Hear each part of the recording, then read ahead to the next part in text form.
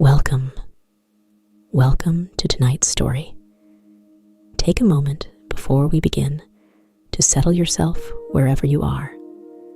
Let the weight of your body sink a little deeper into whatever holds you, the mattress, the pillow, the soft place you have chosen for sleep.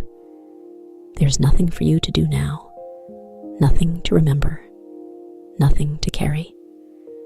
The day, whatever shape it took, is finished, and it does not need your attention anymore. If your shoulders are holding anything, let them lower. If your jaw is set, let it soften. Let your tongue rest gently behind your lower teeth. Let your hands uncurl. Breathe in slowly through your nose, and let the breath out even more slowly through your mouth, as though you were dimming a small lamp. Once more. In, gently, and out, more slowly still. Tonight, you are going to travel somewhere very quiet. You will not have to walk far. You will not have to remember names. You will simply be present in the way one is present in a dream, half watching, half drifting, allowed to lose the thread at any moment. If, at some point during this story, you fall asleep, that is the proper ending. The story will continue without you, the way a river continues past a sleeping fisherman, and nothing will be lost. We are going to visit a canyon in the desert, a long, narrow canyon with russet walls, the deep red of clay, of paprika, of old brick warmed by the sun. Hanging from those walls, in long curtains, is a kind of moss the color of dark velvet, soft to the touch, swaying very slightly when air shifts. Deep inside this canyon, tucked into a wide, cool alcove of stone, there's a small building, an old telephone exchange with a curved wooden switchboard inside and a single attendant who tends it at night. She does not patch calls. She patches echoes. That is where we are going, to her quiet night shift, to watch her work and to listen and to be lulled by the small, patient sounds of her trade. Let your breathing find its own rhythm now. You do not have to follow mine. You only have to listen and let the canyon come to you. We begin at dusk. The desert above the canyon is going golden, then rose, then a soft, dusty purple as the sun slips down behind the western rim. The heat of the day is already lifting. You can feel it letting go of the stones, rising upward into the deepening sky, leaving behind a coolness that smells faintly of mineral and sage. A narrow rail line runs along the canyon floor. Two thin steel tracks, polished by use, threading between boulders and disappearing around a slow bend. At certain hours, a small handcar travels along these rails. Tonight is one of those hours. You hear it before you see it. A soft, rhythmic creak, and the gentle squeak of a pump handle being worked at an easy, unhurried pace. Then, around the bend, the handcar appears. A low wooden platform on 4 iron wheels, with a single seesaw lever in the middle, and a single passenger working it. She is the attendant, the Echo Pruner. She is a woman of indeterminate age, the way certain people who live close to canyons can be. Her hair is the color of dry grass, gathered loosely at the nape of her neck. She is wrapped in a long wool shawl, the color of oatmeal, with a faint pattern of indigo stitched along its edge. On her feet are soft leather boots that make almost no sound. She is not in any hurry. She rocks the pump handle of the handcar at the pace of a slow breath. Push and rest, push and rest. And the little car rolls along at the speed of an evening walk. You are with her now. You are standing on the platform beside her, your hand resting lightly on the wooden rail. She glances at you and gives a small, unsurprised nod, as though she had been expecting you and was glad you came. The canyon walls rise around you, taller than houses, taller than towers. You tilt your head back to see the ribbon of sky above, where the first stars are beginning to come out, very small and very clear. The air down here is cool. The velvet moss on the walls sways as the handcar passes, and you catch its scent, earthy, mossy, with a faint sweetness, like the inside of an old wooden box that once held something fragrant. Push and rest. Push and rest. The handcar squeaks along the rails. The canyon bends and bends again, and gradually, around the third bend, you see the exchange building. It is built right into the rock, a long, low structure of adobe and weathered wood, with a deep porch and round windows the size of dinner plates. The porch rail is hung with small, dusty lanterns, not yet lit. The door, when she opens it, has a brass latch worn smooth by years of palms. She steps inside. You follow her in. The first thing you notice is the floor. It is covered in deep red felt, like the felt of an old billiard table, but thicker, almost spongy underfoot. Your steps, when you take them, make no sound at all. The second thing you notice is the switchboard. It curves along the far wall, a great, gentle crescent of dark wood and brass, taller than the woman, almost twice her height. Its face is studded with hundreds of small, round sockets, each lined in pale felt, each labeled in faded ink with the name of a place or a sound. Coiled neatly on hooks below the sockets are dozens of cables, copper cord and cloth wrapped, each ending in a polished brass jack. In front of the switchboard stands a tall wooden stool with a worn leather seat, and beside the stool, a small table holding a wooden routing dial, a notebook, a pencil sharpened to a stub, and a chipped enamel cup. To the right of the board, set into the wall, is a small iron stove with a copper kettle on top. To the left, a row of cinnamon oil lamps, unlit, their glass chimneys clean. Above the board, set into the stone of the wall itself, hangs a single round clock with brass hands, ticking very, very slowly. The room is warm. Not hot, warm. The kind of warmth that comes up from the floor in an old building that has been there all day, gathering. She closes the door behind you, and the canyon outside grows quieter still. She moves first to the lamps. She takes a small box of long wooden matches from a shelf, and she strikes one, and the flame stands up tall and steady in the still air. She lifts the glass chimney of the first lamp, lights the wick, and lowers the chimney again. A soft, golden light blooms.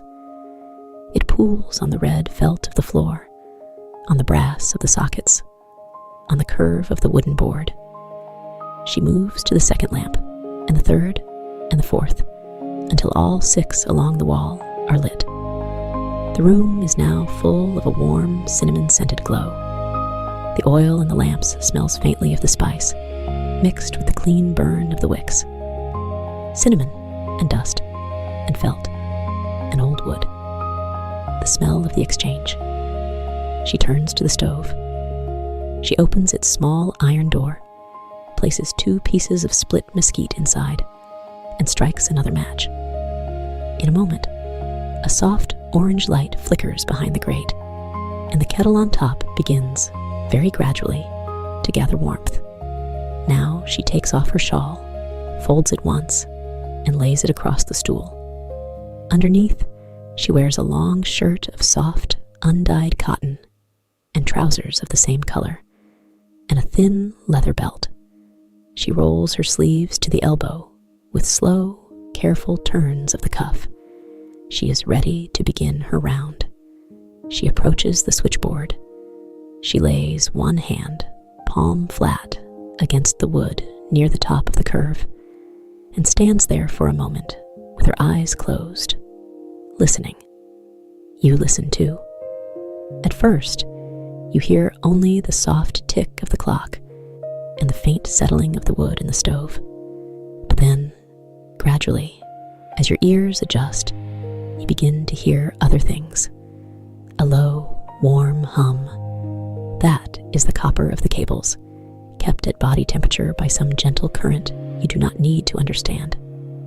Beneath the hum, faint and threaded together like distant voices in a far room, are the echoes themselves. Each socket holds one. Each one is whispering, or murmuring, or sighing in its own small voice. She opens her eyes. She picks up the notebook from the small table and the pencil stub, and she walks slowly along the curve of the board, reading the labels above the sockets. Her boots make no sound on the felt floor. Her shawl rests on the stool. Her hand moves now and then to touch a cable, to feel its temperature, to give it a small, reassuring stroke, as one might stroke the flank of a sleeping animal. You stand a little to the side, near the stove, where the warmth is gathering. You watch her work. The clock ticks. The kettle begins, very faintly, to whisper. The cinnamon lamps pool their light on the red felt. This is the beginning of her shift. She comes to a socket labeled in faded ink, simply with the word Coyote, and a small number beside it. 3. 3 valleys over. She looks at the socket for a moment, then takes one of the cables down from its hook. The cable is heavier than it looks, cloth wrapped, with a small kink in the middle from years of being coiled the same way. She holds the brass jack at one end between her thumb and forefinger, and she slides it slowly toward the socket. There is a soft click, a very particular sound, the click of a brass jack seating itself into a felt-lined socket. It is a small, satisfying sound, the kind of sound that suggests something has found its proper place. You hear, faintly, through the cable now, a long, slow yawn, a coyote, somewhere far away, yawning beneath the moon, the sound stretched and softened by its long journey through the desert air, arriving here, gentle as a breath. She listens to it for a long moment, head tilted, and a small smile touches the corner of her mouth. She makes a small mark in the notebook. Then she takes the other end of the cable and patches it into a second socket farther along the board, one labeled Rest. The yawn travels through the brass and the copper and the felt, and somewhere inside the wooden body of the board, it slows and folds and quiets. She is putting it to bed. That is what she does. All night, in the curve of cinnamon lamplit board, she puts the wandering echoes of the desert to bed. She steps back and looks at the board. Then she walks to the small table, sets down the notebook, and picks up a soft brush, its bristles made of pale horsehair, its handle of dark wood. She uses it to sweep, very gently, along the top edge of the board, where fine red dust has gathered. The canyon is always sending its dust inside. She does not mind. She sweeps with long, slow strokes. The dust falls onto the felt floor. Later, she will sweep the floor. First, the board. You begin to feel, watching her, the rhythm of her night. It is the rhythm of someone who has done this work for a long time and loves it without saying so. One small task, finished. Then a pause. Then the next small task, begun. No hurry. No worry. The clock ticks slowly. The kettle whispers. The cables hum. The kettle on the stove has begun to murmur in a more definite way now. Not yet a whistle, only a soft conversational sound, like someone humming to themselves in another room. She glances at it and nods to herself and goes back to the board. She walks farther along the curve, past sockets labeled with the names of distant places, names you do not need to remember. She stops at one labeled child, laughter. She studies it for a long moment. Then she opens the notebook, turns back several pages, and finds an entry. She reads it slowly. She closes the notebook. This echo has been here for a week. A child's laughter, caught somewhere in the rocks above the canyon, has been looping in on itself. Small, bright ripples of laughter coming back around and meeting their own tails, the way a circling bird sometimes meets its own shadow. It is time, she has decided, to gently untangle it. She takes a fresh cable down from its hook. She slides the brass jack into the laughter socket. Click. The cable warms beneath her palm. You can hear it faintly now, the laughter, soft and high and tumbling, the laughter of a child who is delighted by something small. But there is a strangeness in the sound, a doubling, as if the laughter were chasing itself in a circle and could not find its way out. She closes her eyes. She holds the cable in both hands. And then, very slowly, with the patience of someone unknotting a fine chain, she begins to turn the small wooden routing dial on the table beside her. The dial ticks softly as it turns. Each click is gentle, almost wooden. Tick, tick, tick. You hear the laughter slowly unspool. The doubled sound begins to separate. The loop loosens. The child's voice, wherever and whenever it was, begins to find its way forward, instead of around and around. She turns the dial a little farther. The laughter brightens, then softens, then settles. One last small chuckle, the kind that comes at the end of a long, happy giggle, and then a quiet breath. Then silence. The loop has been undone. She opens her eyes. She nods, satisfied. She patches the cable into the rest socket.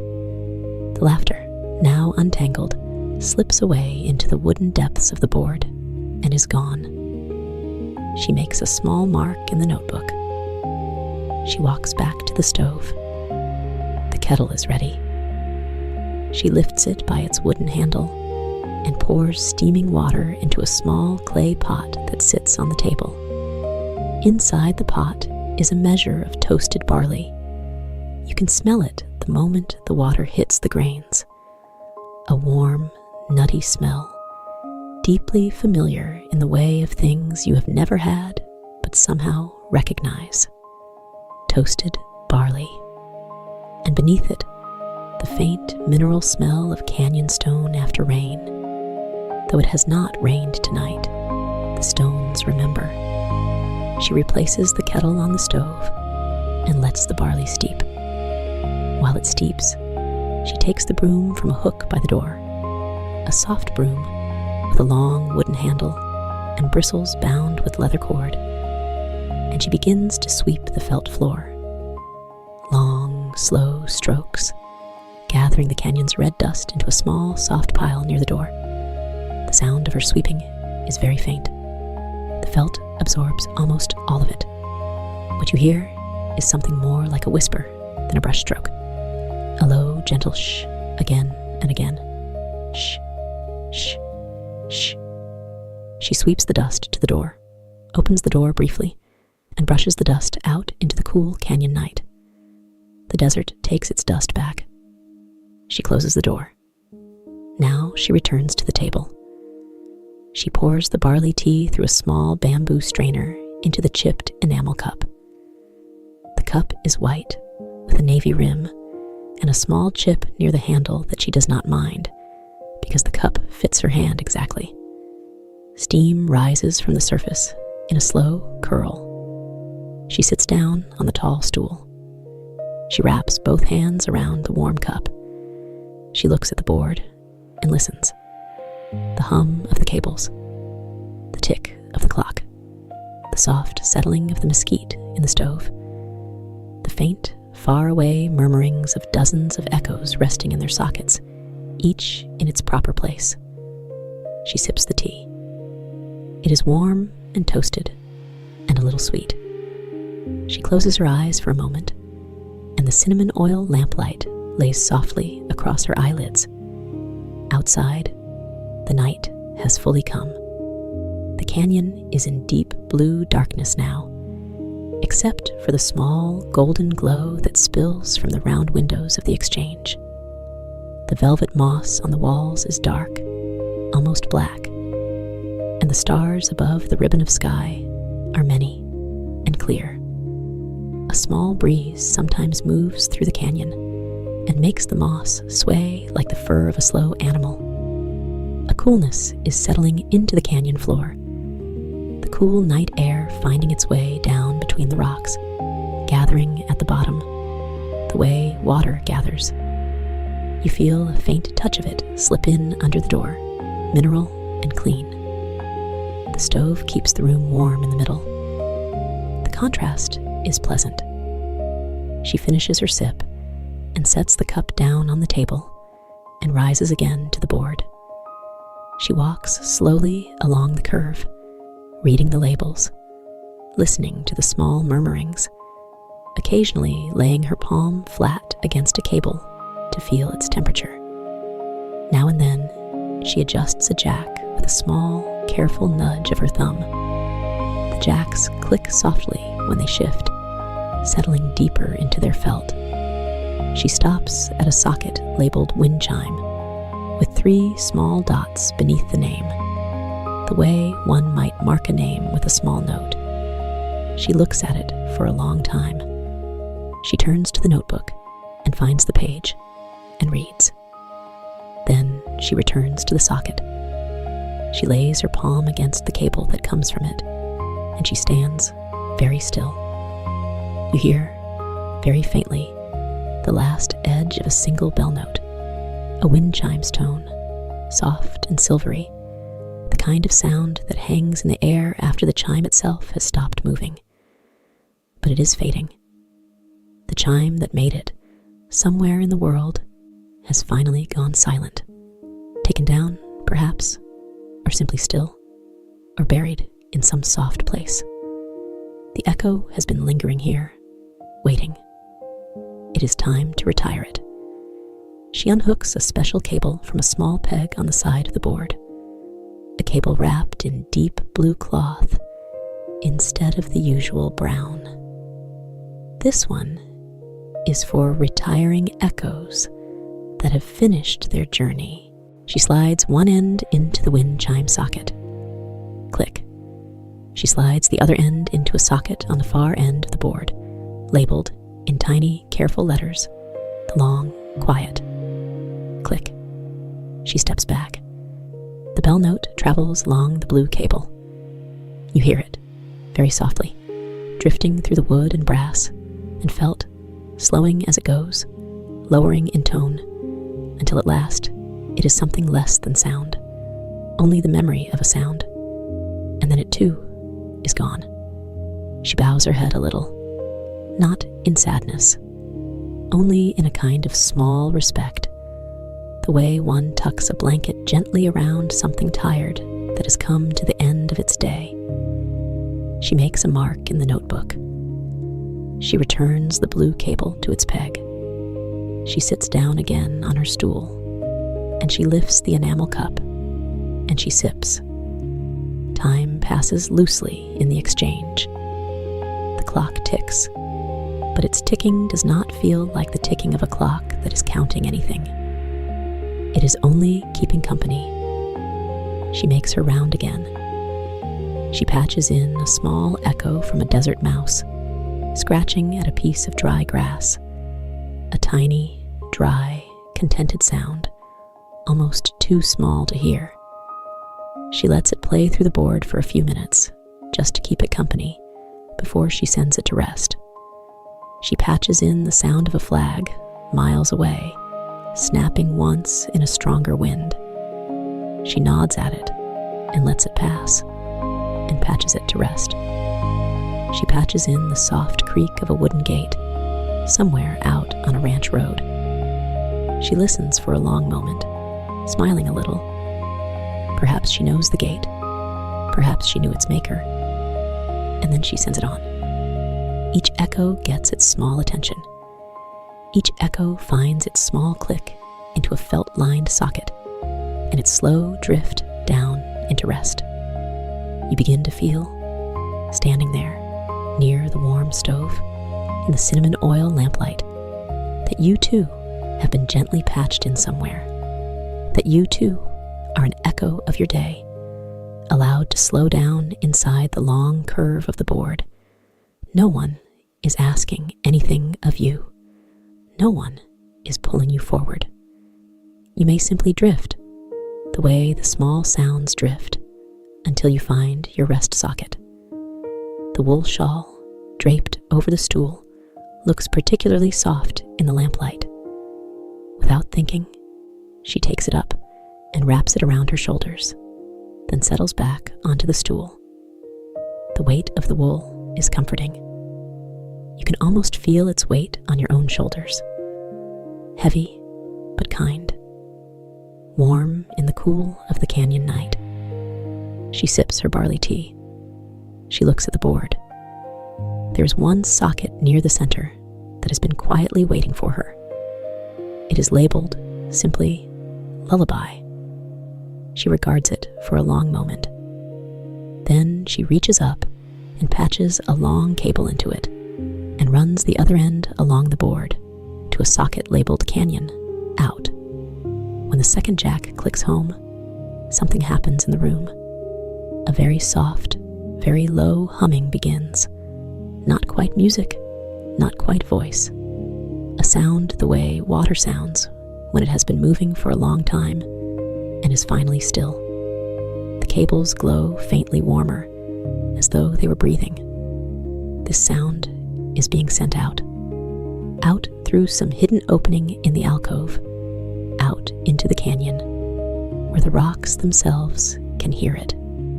It is what she does. In the middle of her shift, she sends a lullaby into the canyon to let the stones rest from the day's heat. The hum fills the room very gently. It is a sound you can feel as much as hear. In your chest, in the soles of your feet, in the small places between your ribs. She closes her eyes, listening. You close yours too, perhaps, for a moment. The cinnamon oil lamplight pools on the red felt floor. The cables hum at body temperature. The clock ticks slowly, slowly, slowly. After a time, and you cannot say how long, because time has loosened, she opens her eyes again. She rises from the stool, the shawl still on her shoulders, and she walks once more along the curve of the board. She is doing a slow round, checking each cable, each jack, each socket, touching with her palm the warm copper, nodding to each echo as one might nod to a sleeping child in a long row of small beds. You walk a little of it with her. You see, in the lamplight, the small particular details of the board, the slight wear of the felt around the most used sockets, the soft polish on the brass jacks from years of fingers, the careful penciled labels in a hand that has not changed in a long time. You see a socket labeled Bell from a doorway far, and you wonder for half a moment who lived behind that door and what they were doing when the bell rang. Then you let the thought go. The Echo Pruner does not need you to wonder. She only needs you to rest. You drift back toward the stove. You feel the warmth of the iron through the soft red felt of the floor. kettle still has water in it, kept gently warm. The pot of barley still has tea in it, slowly cooling. She returns to the small table. She lifts the enamel cup with both hands. She sips. Then she does something quiet and small that pleases her. She lifts a soft cloth from a hook near the stove and begins, very gently, to polish a single brass jack, the one she will use for the next patch. She breathes a small mist onto its surface and rubs in a small, slow circle, and the brass brightens under her cloth. Polish, breathe, polish. The cloth is soft and well used. The brass gleams now in the lamplight, warm as honey. She does this with each of the next 3 jacks she will use tonight, one at a time. Small, slow circles, the kind of careful tending that has no hurry in it at all. You find your breathing has slowed without your noticing. You find your shoulders have dropped further. You find your eyes are heavy. That is fine. That is exactly the proper thing to be happening. She returns the polishing cloth to its hook. She walks along the board to a socket labeled Rain, recent. She listens for a moment, head tilted, then patches in a cable. Click. You hear, very faintly, the soft sound of rain falling on stone. Not a heavy rain. The kind of rain that taps lightly, with long pauses, on the rocks of a canyon. Tap, tap, tap, tap. It is the rain from some recent afternoon, somewhere in the desert. It has wandered into the canyon, looking for somewhere to rest. She lets it play for a while. Rain on stone. Tap, tap. The smell of toasted barley and dust after rain somehow grows stronger in the room, as though the echo of the rain were bringing its smell along with it, mineral and clean and faintly green. After a long while, she patches the rain to rest. The tapping slows and softens, and at last is gone. She makes her mark in the notebook. She refills the kettle from a small clay jar of water that sits beside the stove. She sets the kettle back to warm. She returns to her stool. She sits with her cup and looks at the board. There's a particular thing she likes to do in the middle of the night. You sense it from her posture. A small leaning back, a small settling. She is going to let several gentle echoes play at once, like a small orchestra of quiet. She rises. She walks slowly along the board, and one by one, she patches several cables into sockets labeled rest, but she leaves their other ends in the playing position. In this way, the sounds are not yet retired. They are simply being allowed to drift through the room together, very softly, layered one over another. The yawn of a coyote from 3 valleys over, soft and stretching. The dry scratch of a desert mouse on a piece of grass. The slow tap of rain on stone. The creak of a wooden gate. The hum of the lullaby, still going out into the canyon. The faint silver edge of a single bell note, almost gone. She returns to her stool. She sits with her cup. She listens. You listen. The sounds layer themselves into something that is not quite music and not quite weather. They are softer than either. They fold in on themselves, the way distant echoes do, coming back around, meeting one another, settling, drifting.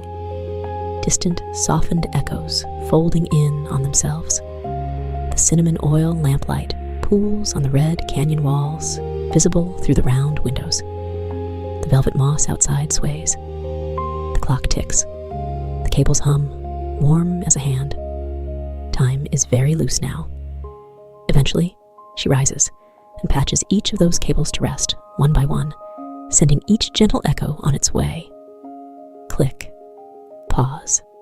Click. Pause. Click. The room grows quieter. The lullaby continues, going out into the canyon. small symphony of echoes is done. She returns to the small table and lifts the broom again and sweeps the felt floor once more. For the canyon is always sending its dust, and she is always sending it back. Shh, shh, shh. The dust gathers near the door. She opens the door briefly. The cool night air, mineral and clean, slips in over her boots. You feel it. She brushes the dust out into the night. She closes the door. She pours another small cup of barley tea. She wraps her hands around it. She sits. You feel the warmth from the stove. You feel the weight of an imagined shawl on your own shoulders, the same wool as hers, oatmeal-colored, indigo-stitched. You feel the soft red felt under your feet. The exchange is a small, kind place.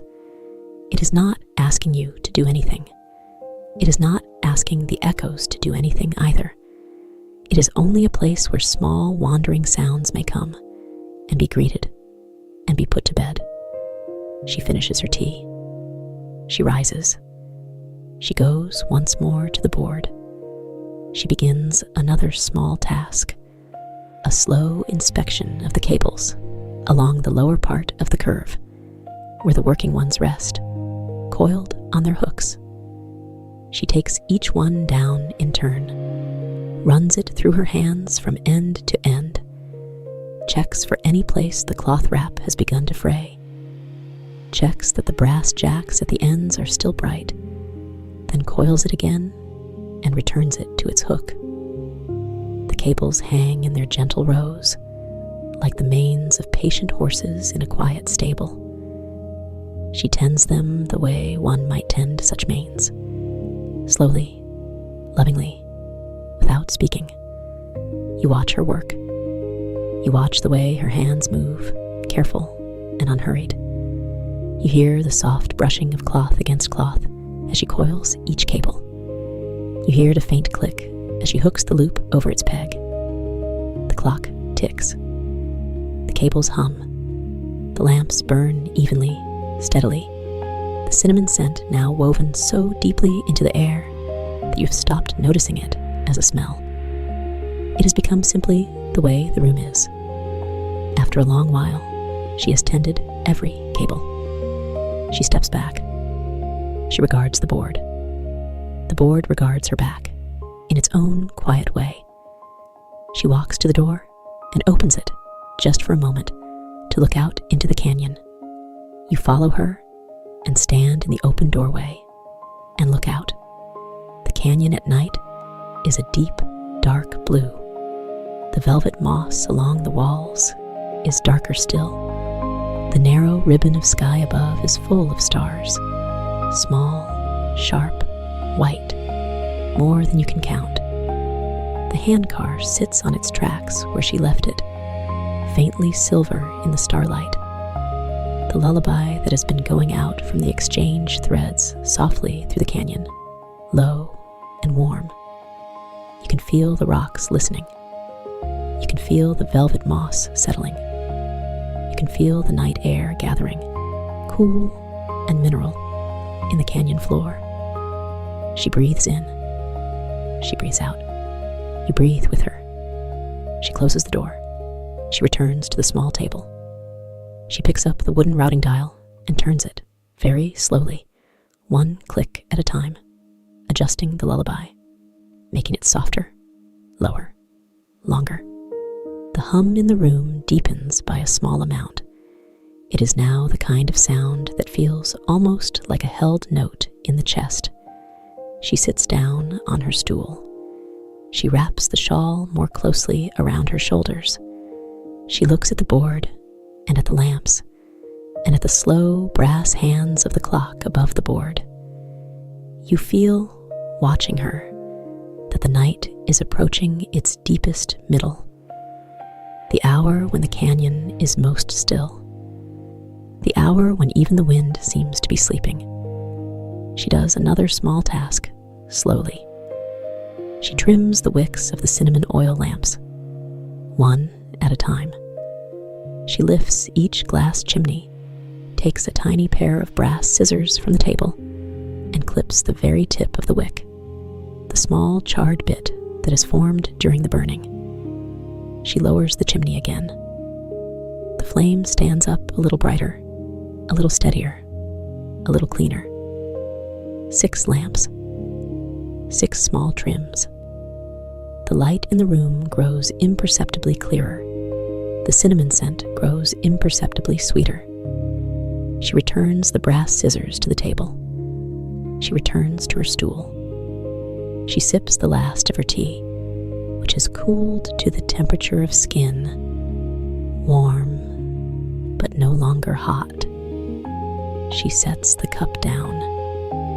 She rises one more time. She goes to the board.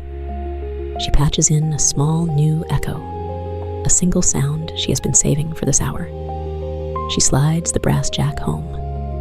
Click. You hear, very softly, the sound of wind moving through a wheat field, very far away. A long, soft, rolling shh, like the slow breath of a sleeping landscape. It is not anything. It is only the wind in the wheat. She lets it play. She does not patch it to rest.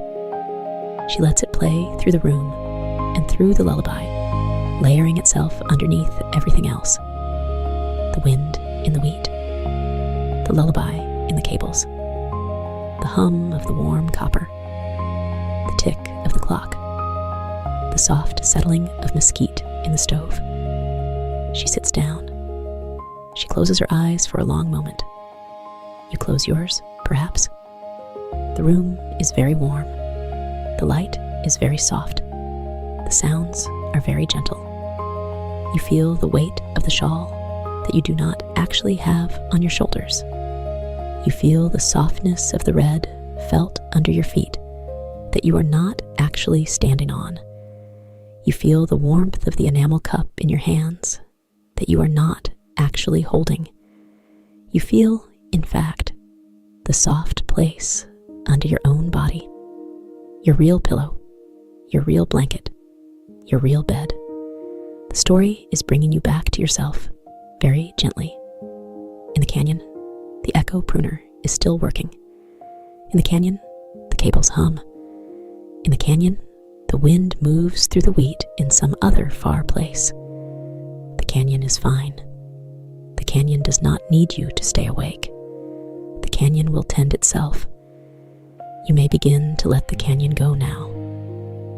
The lamps, the red felt, the curve of the wooden board, the cinnamon oil light pooling on the russet walls, the velvet moss, the wind in the wheat, the hum of the cables, the chipped enamel cup, the slow tick of the routing dial, the cool mineral air, the soft click of brass into felt. These things will stay where they are.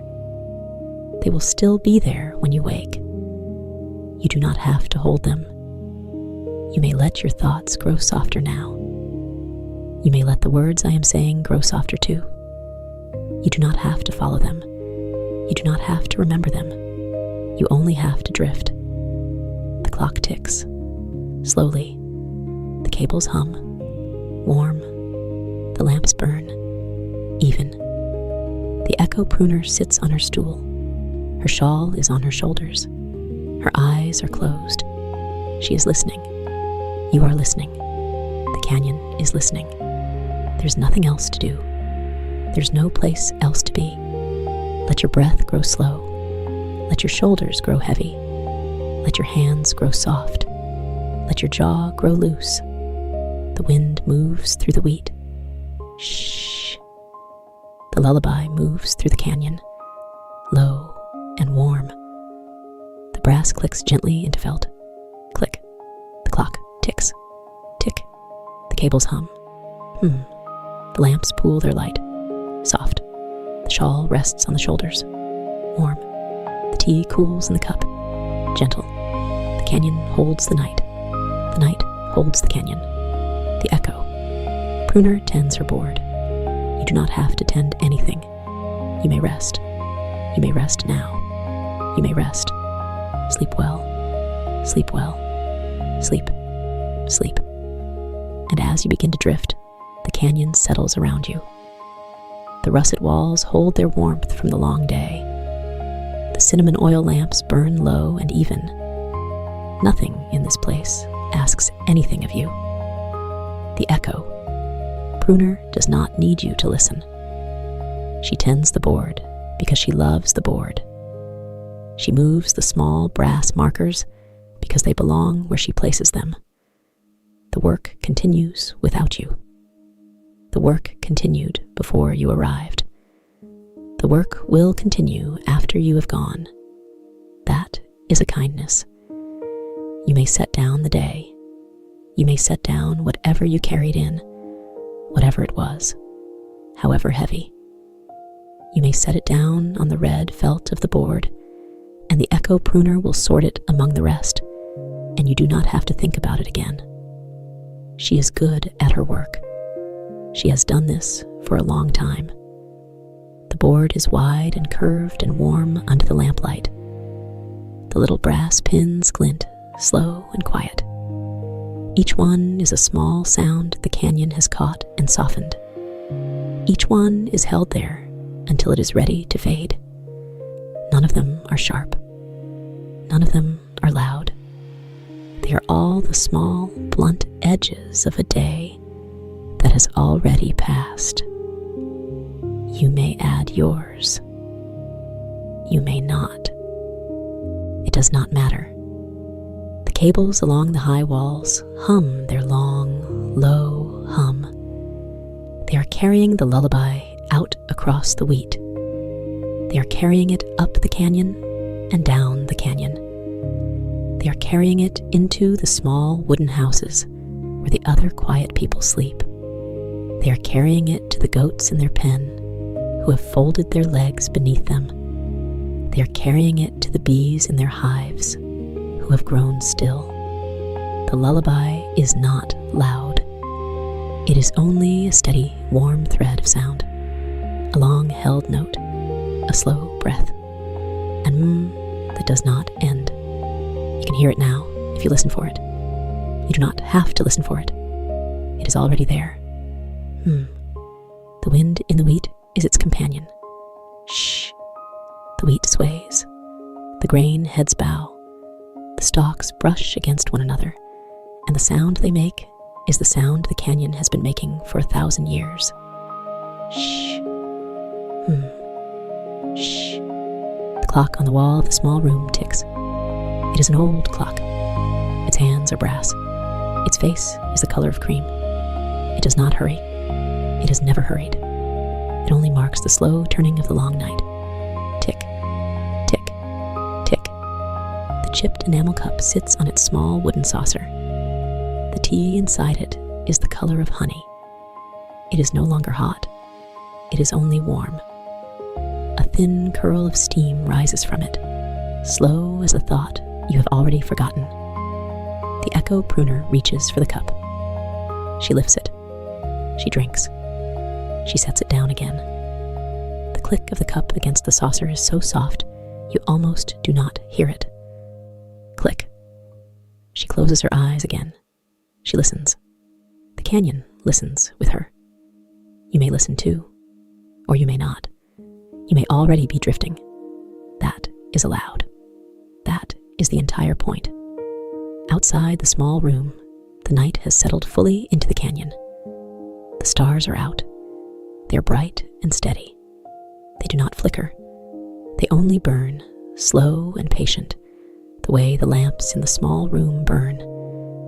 The moss along the canyon walls has grown cool. The velvet of it holds the dew. The small mineral seep that runs down one wall has slowed to a whisper. It is almost not a sound anymore. It is only the memory of a sound. The path that brought you here lies quiet under the starlight. The russet stones along its edge have grown cool too. The little wooden bridge over the narrow stream is empty. The stream beneath it murmurs to itself in the dark, murmuring, soft, The wheat field stretches out under the stars. Silver now, pale silver. The wind moves through it in long, slow waves. The wheat bows and lifts, bows and lifts. The way the breath in your chest rises and falls. Rising, falling, rising, falling. The bees are still in their hives. The goats are folded in their pen. The chickens are tucked under the eaves. Everything that lives in the canyon has folded itself down into a small, warm shape. You may fold yourself down too. You may grow small and warm and quiet. You may rest. In a small room, the Echo Pruner reaches for one more brass pin. She lifts it from its place on the board. She holds it for a moment in her open palm. She studies it without urgency. Then she sets it gently into the felt-lined drawer beside her stool. Click. The drawer slides shut. Shh. One more small sound has been put away for the night. She does this slowly, one after another, pin after pin, sound after sound. Each one taken from the board, each one studied, each one set into the felt drawer where it will rest. Click. Shh. Click. Shh. Click. Shh. The board grows quieter. The drawer grows fuller. The canyon grows softer. You grow softer too. Your shoulders have settled. Your hands have grown loose. Your jaw has unclenched. Your brow has smoothed. The breath that moves through you is no longer something you are doing. It is something the canyon is doing for you. The canyon breathes. You breathe. The wheat breathes. The cables breathe their long, warm hum.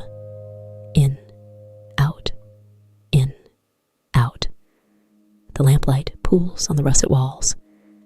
The cinnamon scent of the oil has grown faint, the way familiar scents do when you have been with them long enough. You hardly notice it now. It is only part of the warmth. The wooden board curves under the Echo Pruner's hands. The brass pins gleam in the low light. The red felt is soft and old and gentle. She is in no hurry. There is no hurry.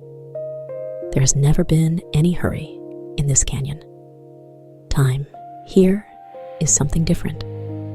It is not the time of the clock outside, though the clock outside ticks faithfully. It is the time of the wheat growing, the time of the moss spreading, the time of the stone being shaped by the slow, patient rub of the wind. It is long, slow time. Generous time. Time that has room for you in it. You do not have to do anything with this time.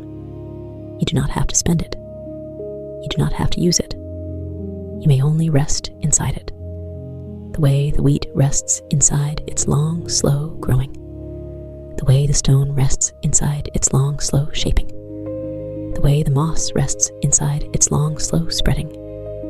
You may rest. The Echo Pruner hums very softly under her breath. It is only a thread of sound. It joins the hum of the cables. It joins the hum of the wheat. It joins the hum of the canyon. The lullaby has no words. It does not need them. It is only warmth made into sound. It moves through the canyon and out across the wheat. It moves through the small wooden houses. It moves through the goat pen and the beehives and the chicken coop. It moves through the small room where the lamps burn even and low. It moves through you. You do not have to catch it. You do not have to hold it. It moves through you the way the breath moves through you. In, out, on its own. Somewhere along the canyon, a single soft bell rings. Just once. A low, round, warm sound. Dawnin'.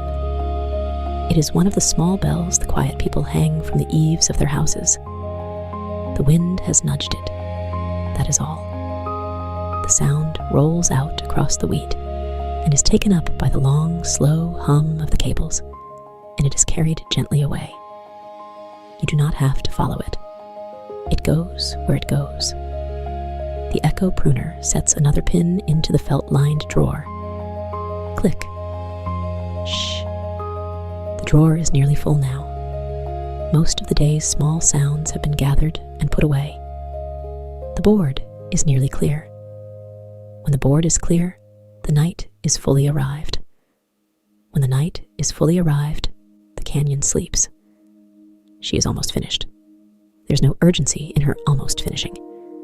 She does not work any faster as she nears the end. She works at exactly the pace she has worked all evening. Slow, steady, careful. Click. Shh. Click. Shh. The last few pins come up from the felt. The last few small sounds of the day are taken into the drawer. The board is almost bare. Almost. One pin remains. She looks at it. She smiles, very faintly. She leaves it where it is. That one, she will let fade on its own. That one, she always leaves. It is the last small sound of the day. It will dim slowly on its own while the canyon sleeps. By morning, it'll be gone. You do not need to know what sound it is. You only need to know that it is being taken care of. Everything is being taken care of. The Echo Pruner stands slowly from her stool. Her shawl shifts on her shoulders. She steps to the lamp on the table. She lowers the wick. The flame grows smaller. The russet walls grow dimmer. The cinnamon oil glow softens to a deep, warm amber. She steps to the next lamp. She lowers that wick too. The room grows dimmer still. She does not put the lamps out. She never puts them out. She only lowers them. A small flame is kept burning in each one all through the night. Small, even, warm.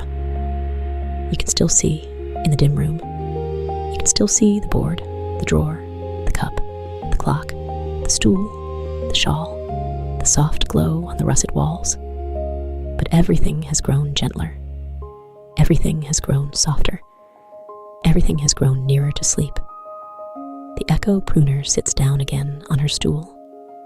She pulls her shawl closer. She closes her eyes. She listens. The canyon listens. The wheat listens. You listen, if you are still listening. And if you are not, that is well. That is exactly well. The cables hum. The wind moves through the wheat. Shh. The clock ticks. Tick. The single remaining pin on the board glints, faint and small, in the lowered lamplight. Everything is in its place. Everything is being looked after. Everything is allowed to rest. You may let go of the small room now, if you wish. You do not have to picture it any longer. You do not have to hold the lamps, or the board, or the cables, or the cup. They will tend themselves. You may let the canyon walls grow indistinct. You may let the wheat field grow indistinct. You may let the small wooden houses grow indistinct. You may let the Echo Pruner grow indistinct. She is still there. She does not mind. You may let the words I am saying grow indistinct too. You do not have to follow them. You do not have to hear them. They will continue on their own, the way the cables continue their hum on their own, and they will carry you gently down toward sleep. The hum is still there. The wheat is still there. The lamps are still there. The clock is still there. You are here. You are safe. You are warm. You are allowed to rest. Let your breath grow slower. Let your body grow heavier. Let your thoughts grow softer. Let the canyon hold you. The wind moves. Shh. The cables hum. The clock ticks. Tick. In the small wooden houses, the quiet people are sleeping. Their breath rises and falls under woolen blankets. Their lamps burn low on their bedside tables. Their boots wait by their doors.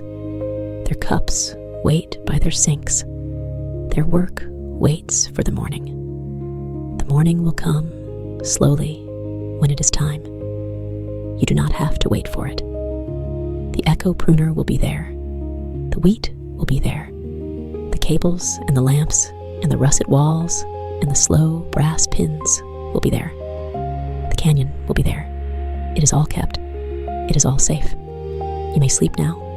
You may sleep deeply. You may sleep long. The canyon holds you. The lullaby holds you. The hum holds you. Shh. Tick. Soft. Warm. Slow. Rest. Rest now. Rest.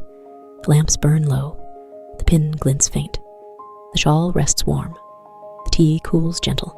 The board waits patient. The drawer holds full. The night holds long. The canyon holds you. You are held. You may go. You may drift. You may sleep. Sleep. Sleep well. Sleep deeply. Sleep long. The hum carries on. The wind carries on. The ticking carries on. Without you. For you. Good night. Good night. Sleep.